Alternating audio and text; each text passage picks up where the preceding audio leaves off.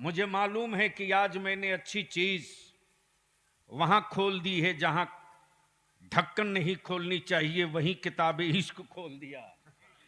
बस मोहब्बत से बोल दो या हुसैन, जोर से, रंग में, रंग में, रंग में। अब बलियाबी के तब चाहे कुफ्र यहूदियत की शक्ल में हो, नसरानियत की शक्ल में हो, सुलेह कुल्लियत की शक्ल में हो, राफजियत की शक्ल में हो, बदअकीदगियत की शक्ल में हो, आज भी नामे हुसैन की गर्मी वैसे ही हिट है कि कल हुसैन का नाम लो तो कूफा खाली हो जाए, आज हुसैन का नाम ले लो तो गद्दारे मुस्तफा से इलाका खाली हो जाए। आज भी ये गर्मी बाकी है, आज भी ये गर्मी बाकी है। वही बोले जिसके मुंह में ज़बान है, नारे तकबीर, नारे रिसालत, मसलके आला हजरत, निस्बते आला हजरत, हुजूर ताजुश शरिया, गाज़िये मिल्लत, उलमाए दीनो मतीन। जहन को हाजिर मौला हुसैन कब तक के लिए बचाया? मुफ्ती साहब, मुफ्ती साहब, बस दो चंद लोग हैं जिन्हें देखकर मैं बोल रहा हूं, वरना सच ये है कि हमको भी दाएं बाएं करके निकल लेना चाहिए, लेकिन कुछ ही लोग हैं जिन्हें देखकर बोल रहा हूं। मौला हुसैन कब तक के लिए बचाया है? तब यहीं रुक कर एक जवाब ले लो। यजीद को हुक्मरां मानने वालों, अकल के टुअरों, काबे की कुंजी रख लेने से कोई ईमान वालों का अमीरुल मोमिनीन नहीं हो जाता। पल्ले नहीं पड़ा ना, दिक्कत है, पल्ले नहीं पड़ा। काबे की कुंजी रख लेने से कोई ईमान वालों का अमीरुल मोमिनीन नहीं हो जाता। अगर ईमान वालों का अमीरुल मोमिनीन हो जाता काबे की कुंजी रखने से, तो आज के सऊदिया के शाह पूरी दुनिया के रहनुमा हो जाते।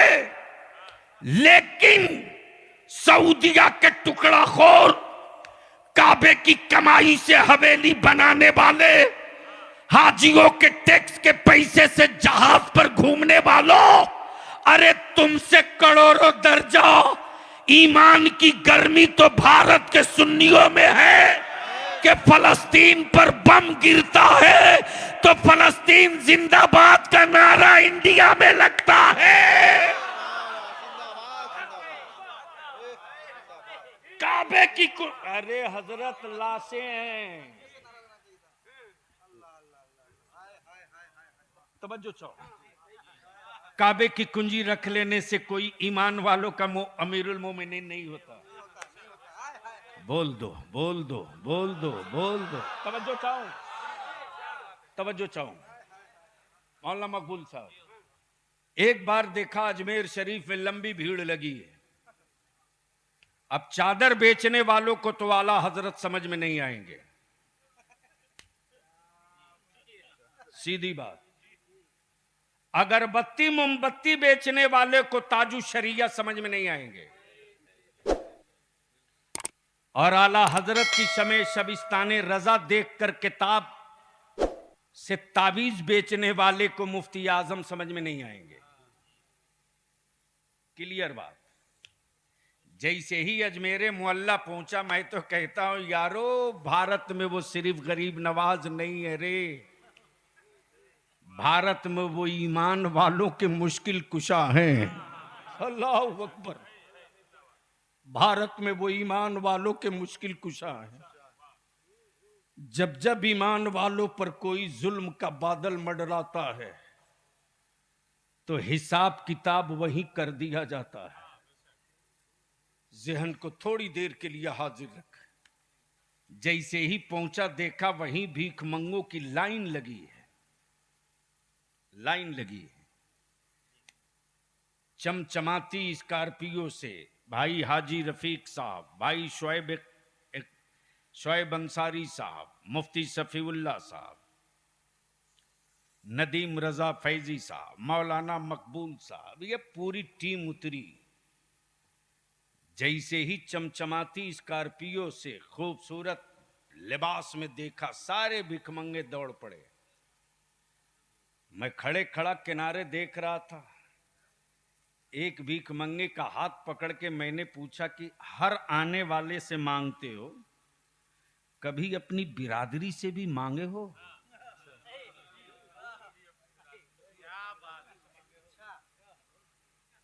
तो भिखमंगे ने जवाब दिया, मैं भिखमंगा जरूर हूं, भेजा लेस नहीं हूं। मुझे मालूम है कि अपनी तरह वालों से नहीं मांगा जाता।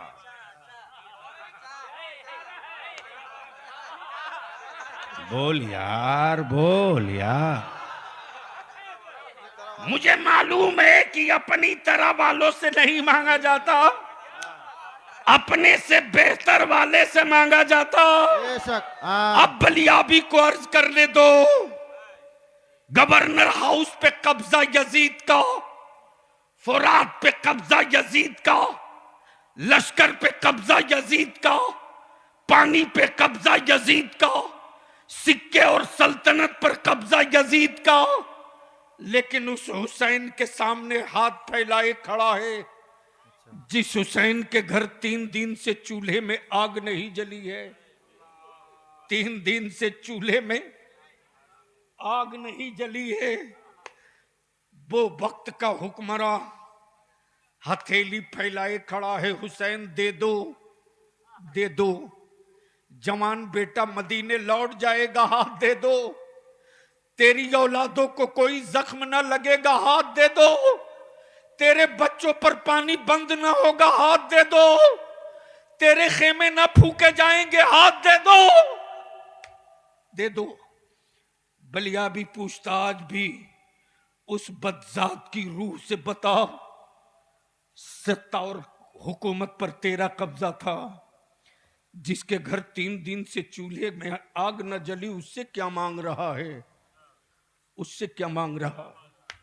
तो यजीद आज भी कहने पर मजबूर है कि लकड़ी के तख्ते पर यजीद का कब्जा है, मुस्तफा की उम्मत के दिलों पर हुसैन का कब्जा है। नारे तकबीर, नारे रिसालत, मसलके आला हजरत, उलमाए अहले सुन्नत, जिक्र शुहदाए करबला, शहीद आजम कॉन्फ्रेंस, नारे तकबीर, नारे रिसालत। अब जहन को यही रोक लो। मौला हुसैन, आपने नाना के दीन की इमारत तामीर की, कब तक के लिए? बोल दो, अरे जोर से बोल, कब तक के लिए? नाना के दीन की इमारत की लाइफ कब तक के लिए? मधुपुर में देखा एक 8 मंजिला बिल्डिंग। मैंने पूछा, नदीम बाबू ये किसका है? बोले ये अपार्टमेंट है, इसी में एक फ्लैट मेरा भी है। मैंने कहा पहले क्यों नहीं बताए? मैं किसान भवन या होटल में न ठहर के तुम्हारे यहां रुकता। इन्होंने जवाब दिया, पैसा तो पेमेंट है, लेकिन अभी चाबी नहीं दिया है। कब तक के लिए? सच यह है कि तकरीर सुनने वाले रहें तब ना समझ में आवे तो बोलना। पूरे मजमे में यूट्यूबर को ही समझ में आया तो सबको आ गया, तो बोल दो, या हुसैन, या हसन, या हसन, या हुसैन, या हुसैन। मौला हुसैन कब तक के लिए? इन्होंने जवाब दिया कि इस अपार्टमेंट में एक फ्लैट मेरा भी है, पैसा पेमेंट है, चाबी नहीं दिया। मैंने कहा जब सब फाइनल कंप्लीट है तो चाबी दिया क्यों नहीं? नंबर लाओ किसने बनाया है, देखता हूं कितना बड़ा दबंग है। नंबर दिया, फोन लगाया, मौला हुसैन नाना के दीन की इमारत कब तक के लिए। जैसे ही नंबर लगाया, घंटी हुई, फोन उठाया, मैंने कहा मैं मौलाना बलियावी बोल रहा हूं, नदीम फैजी ने फ्लैट लिया। कहा जी सर। मैंने कहा पैसा पेमेंट है? बोला फुल पेमेंट। मैंने कहा फिर कुंजी क्यों नहीं देते? उधर से जवाब दिया कि अभी फिटनेस रिपोर्ट नहीं आई है।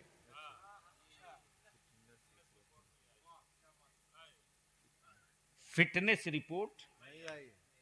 मैंने कहा तो अभी इंजीनियर को भी बुला लो, सुपरवाइजर को भी बुला लो, ओवरसियर को भी बुला लो, आर्किटेक्टर को भी बुला लो, जिसने नक्शा बनाया उसको भी बुला लो, सेफ्टी मैनेजमेंट वाले को भी बुला लो। तेरी ऑफिस में मैं आ गया।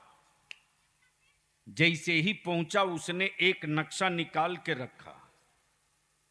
नक्शे में जब रखा तो उसने दिखाया, देखिए यही वो मैदान है, यही वो मैदान है। इसी मैदान में पानी यहां पर है। काश गुफ्तगू सुनने वाले होते। बोल यार, बोल यार, बोल। पानी यहां पर है, पार्किंग यहां पर है, रिहाइश इधर है, स्विमिंग पूल इधर है, सामूहिक लाइब्रेरी उधर है। इसके बाद जो ऊपर के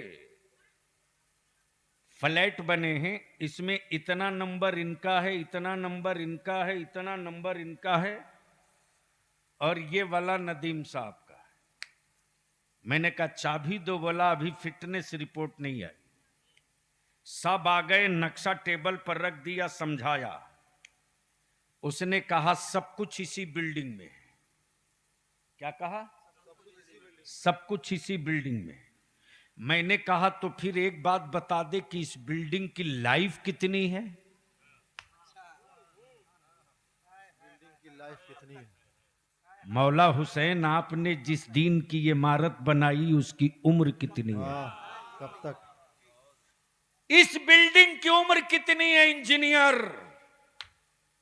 बोल पड़ा कि जितनी ऊंची इमारत है उसी एतबार से नीचे पाइलिंग भी किया। जहां 40 mm का रड चाहिए वहां 40 mm का रड दिया, जहां 30 mm का छड़ चाहिए वहां 30 mm का छड़ दिया। जितने पर बीम बंधना था उतने पर बीम बांधा, जितने पर बेस बंधना था उतने पर बेस बांधा, जितनी सीमेंट देनी थी उतनी सीमेंट दिया, जितना बालू देना था उतना बालू दिया, जितनी गिट्टी देनी थी उतनी गिट्टी दी। मैंने कहा फिर इसकी उम्र बता। का मटेरियल की क्वालिटी के एतबार से, लोहे की मजबूती और जमीन की मजबूती के एतबार से इस बिल्डिंग की उम्र 100 साल। इसके बाद का कोई गारंटी नहीं, इसलिए कि 100 साल के अंदर अंदर लोहे को मिट्टी होने से कोई बचा नहीं सकता, मिट्टी को मिट्टी, सीमेंट को मिट्टी होने से कोई रोक नहीं सकता, पत्थर की गिट्टी को खाक में बदलने से कोई रोक नहीं सकता। मैंने कहा इस बीच में अगर जलजला आ जाए तो, जलजला आ जाए तो इंजीनियर जवाब देता। बिल्डिंग के तामीर के मटेरियल की क्वालिटी के एतबार से अगर 5 पॉइंट का जलजला आएगा तो बिल्डिंग हिल के रुक जाएगी। 5+ होगा, बिल्डिंग झूमने लगेगी। 6 हो जाएगा, बिल्डिंग तैरने लगेगी। इसलिए कि मटेरियल की लाइफ 100 साल। अब बलिया भी आलम में तसव्वुर में अर्ज करता, मौला हुसैन आपने जो नाना की इमारत की दीन की इमारत जो बनाई है, इस इमारत की उम्र कितनी है? जवाब मिलेगा कयामत तक इस इमारत को कुछ होना नहीं है। इसलिए कि मैंने नाना के दीन की इमारत में बाजार का कोई माल नहीं डाला है, नबी के घराने का सारा माल डाल दिया। जिंदाबाद जिंदाबाद। अल्लाहु अकबर, या रसूल अल्लाह, या रसूल अल्लाह। जिंदाबाद जिंदाबाद। अल्लाहु अकबर। जिंदाबाद जिंदाबाद। मैंने बाहर का कुछ नहीं डाला है, बाहर का मैंने कुछ नहीं डाला है, सब नबी के घराने का पड़ा है, सब रसूल के घराने का पड़ा है। मेरे अजीज, मेरे इमाम अहमद रजा से बड़ा आशिक अहले बैत कौन है धरती पे? ला ला। लेकिन मैं अपनी कौम के जवानों से हाथ जोड़ के कहूंगा, जो करबला में न हुआ है वो अपने गांव की सड़कों पर मत करो, जो करबला में नहीं हुआ अपने मोहल्ले में मत करो। अरे मनाओ, याद हुसैन ठोक के मनाओ, पूरी ताकत से मनाओ, और इतनी ताकत और अकीदत से मनाओ कि जिस रास्ते से तेरा काफिला गुजर जाए, गुजरने वाले की आंखें फटी की फटी रह जाएं, और कुफ्र को कहना पड़े कि जब गुलाम इतना अच्छा है तो इमाम कितना अच्छा रहा होगा, जब गुलाम इतना साबिर है तो इमाम कितना। वाह, नारे तकबीर, नारे रिसालत, उलमाए अहले सुन्नत, जिक्र शुहदाए करबला। यही 10 दिन का तो मौका मिलता है जहां तुम अपनी औलादों को फन्ने हिरफत का हर फन सिखा सकते हो। लेकिन जिस कौम के नौजवान लोहे की चूड़ियों का बोझ उठाने के आदी हों, उस कौम की औलादें कभी इस्लाम के लिए तलवार नहीं उठा सकती। और जिन कौम के बच्चों में, जिस कौम के बच्चों में नबी की सुन्नतें बचाने का जज्बा हो, उस कौम की औलादों को कोई काफिर आंख नहीं दिखा सकता। लोगों की तलवार की चमक से गर्दनें कट जाएं ये कोई गारंटी नहीं, लेकिन नबी के आशिकों की चमक से कुफ्र हर दौर में कटा है, आगे भी कटेगा। शर्त यह है कि अपने आप को तैयार करो। आखिरी बात अर्ज करूंगा, आखिरी बात। झारखंड में उर्दू पटक के जबा कर दी गई, मदरसे को जमीन खोद के गाड़ दिया गया, हमारे बच्चों को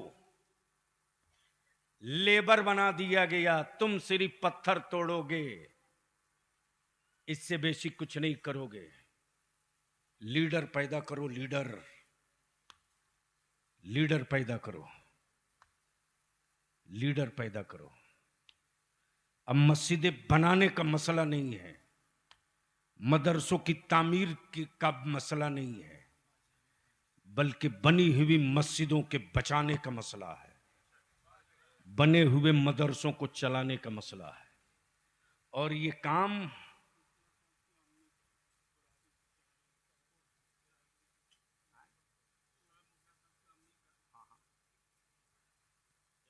जिस कौम की औलादों के हाथ में पावर वाला कलम होगा, उस कौम की औलादें कभी डरपोक और बुज़दिल नहीं होगी।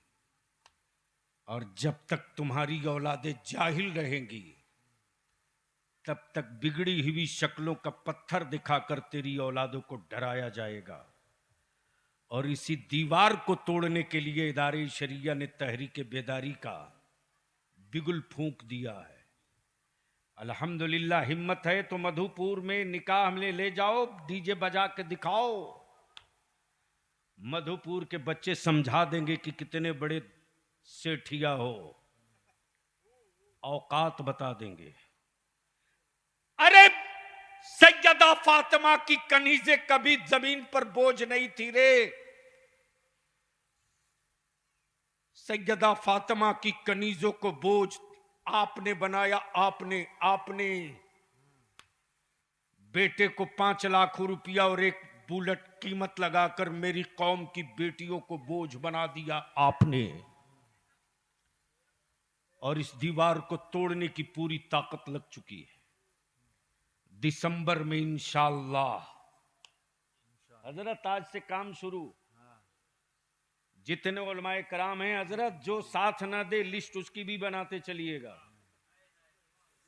देखूंगा वो स्टेज पर आकर इसे नात सुना के मेरी कौम से पैसा ले लेता है और नजराना तय करके लिफाफ ले लेता है। जो मेरी कौम की औलादों के मुस्तकबिल की जंग में मेरा शरीक नहीं होगा, उससे हमारी रिश्तेदारी कैसी जी? प्यास आज लगी है, पानी मरने के बाद दोगे? हुलकूम आज खुश्क हैं, बाद मरने के तुम कुआं खुदवा दो। इसलिए लड़ाई तो छिड़ चुकी है। बोलो ये तहरीक चलनी चाहिए कि नहीं चलनी चाहिए? चारों तरफ से हाथ उठा के हाँ ना में बोलो, ये तहरीक चलनी चाहिए कि नहीं चलनी चाहिए? तो जितने नौजवान चाहे जिस किसी गांव से आए हो, शोएब बाबू हैं कि नहीं? आजा, अल्लाह ताला नजरे बद से बचाए। आमीन बोलने में जबान तो नहीं घिस रही है? अल्लाह ताला तमाम सुन्नियों की हिफाजत करे। अल्लाह ताला मेरे उलमा की उम्रों में बरकतें अता करे। याद रखना, आजा इधर आजा बाबू, आजा मेरे बगल में आजा।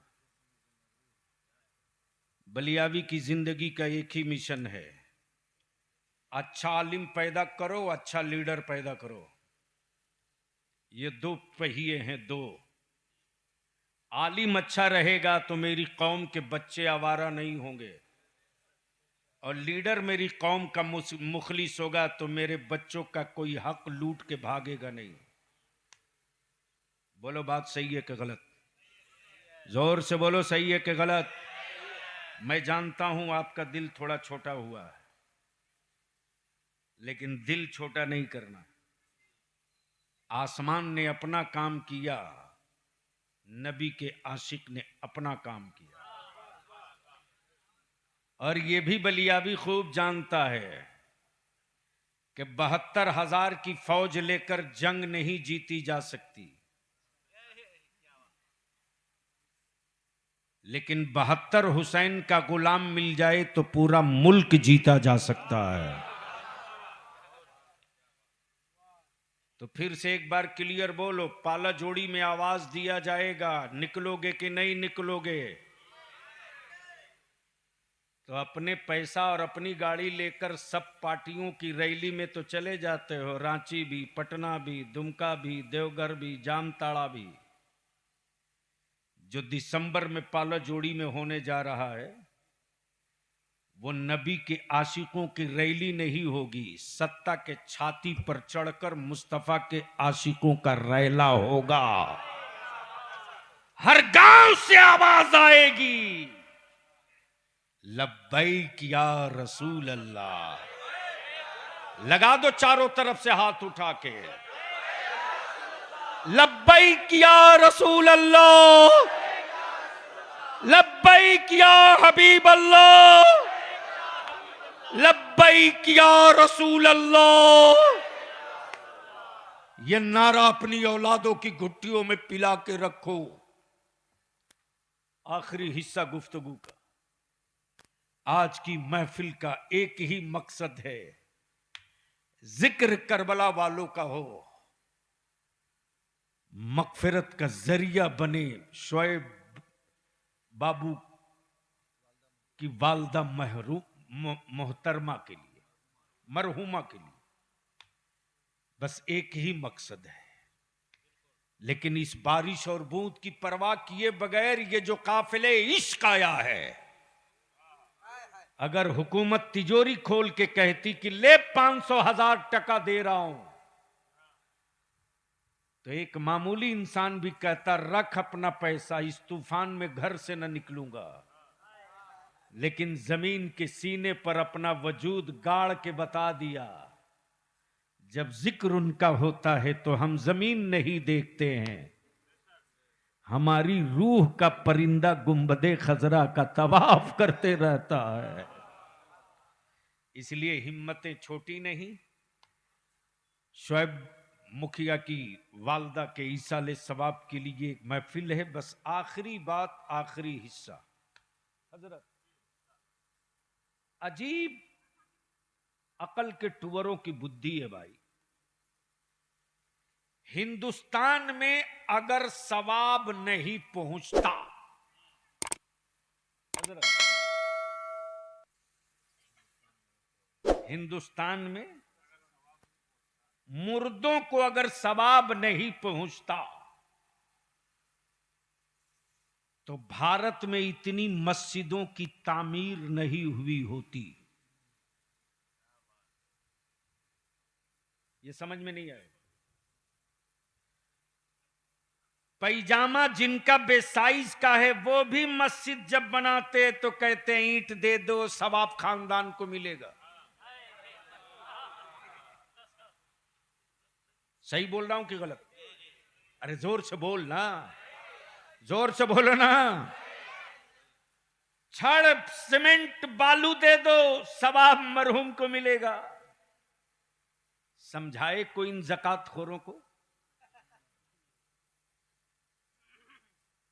यानी मुशरिक के भट्ठे की बनी हुई ईंट दे दो तो सवाब उनके मरहूम को मिल जाए, और हम 30 पारा कुरान पढ़ करके बख्श दे तो कहे हराम हो गया। यही ना। इसलिए इस झगड़े में मत पड़ो। क्लियर यही है कि मरहुमीन के लिए